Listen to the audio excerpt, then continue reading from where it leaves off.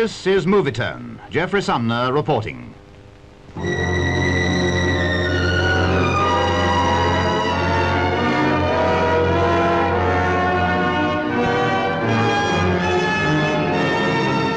Majesty's tour of Nigeria takes pride of place among the many memorable events in the royal programme of 1956.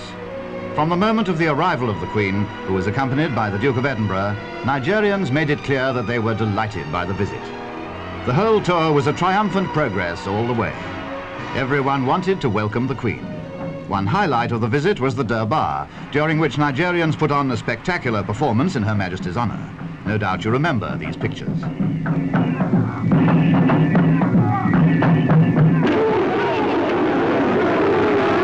Altogether, the success of the Queen's travels in Nigeria proved to be outstanding, even for a royal tour. These brief flashbacks serve as a reminder of exacting royal service, brilliantly performed. And that's equally true of the East African tour, more recently undertaken by Princess Margaret.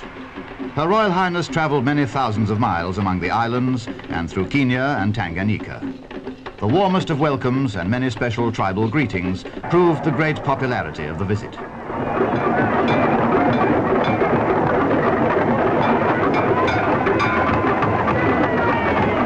The keenest enthusiasm among people of all races was aroused by the personal charm and friendliness of the Queen's sister. At Wembley, the Queen presented the Cup final trophy to Roy Paul, who had led Manchester City to victory over Birmingham. The Grand National had an astonishing finish. Devon Loch's incredible fall 50 yards from the post robbed the Queen Mother of what would have been a most popular victory. ESB was the winner.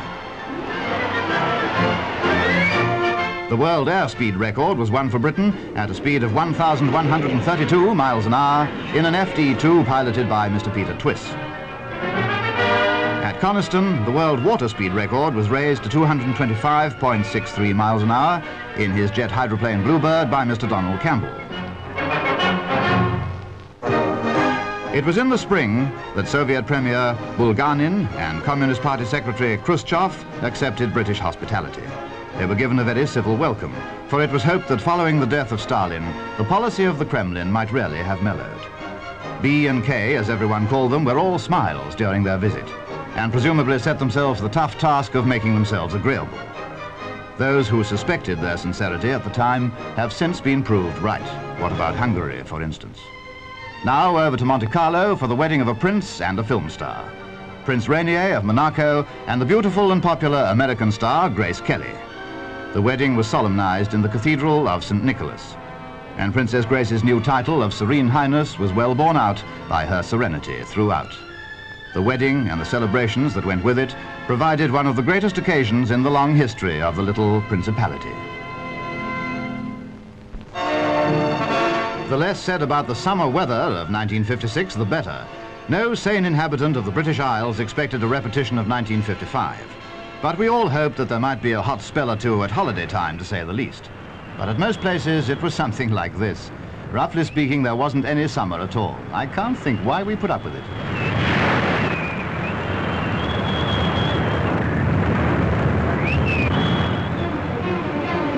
The sinking of the 29,000-ton liner Andrea Doria, after being in collision with the Swedish liner Stockholm off Nantucket Island, provided one of the most sensational stories and pictures of the year. Tragically, some lives were lost, but the rescue of almost all the 1,700 passengers and crew was fast and efficient. The Andrea Doria was the pride of Italy's transatlantic fleet.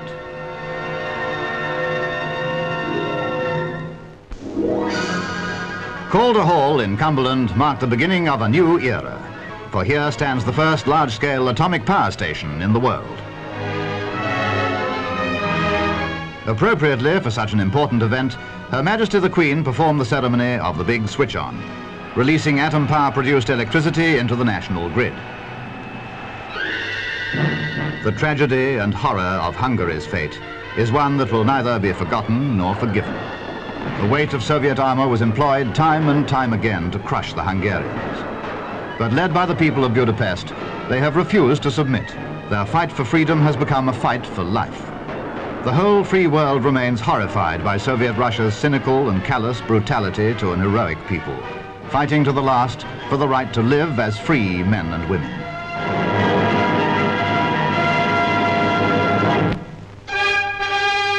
Now the Suez crisis. It's as well to recall that the first act was the nationalization of this international waterway by Colonel Nasser, Egypt's dictator. His illegal seizure of the canal naturally had worldwide repercussions. 18 power proposals put to Nasser by Mr. Menzies were rejected.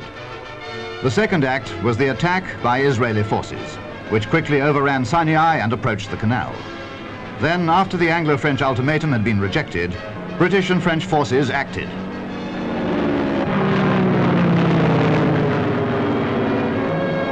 The bombing of military targets was followed by the assault by paratroops.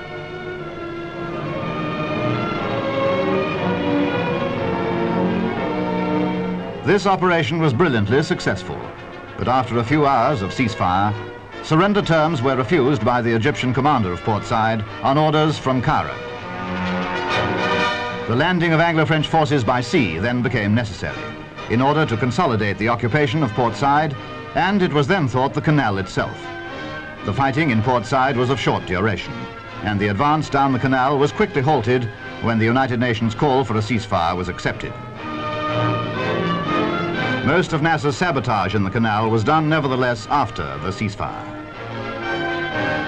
The next phase was the takeover by the United Nations Emergency Force and the withdrawal of Allied troops from Egypt. After more than 200 ineffective resolutions in past years, the United Nations had now taken action. So, at the end of 1956, responsibility for the canal and the Middle East fell squarely on the United Nations.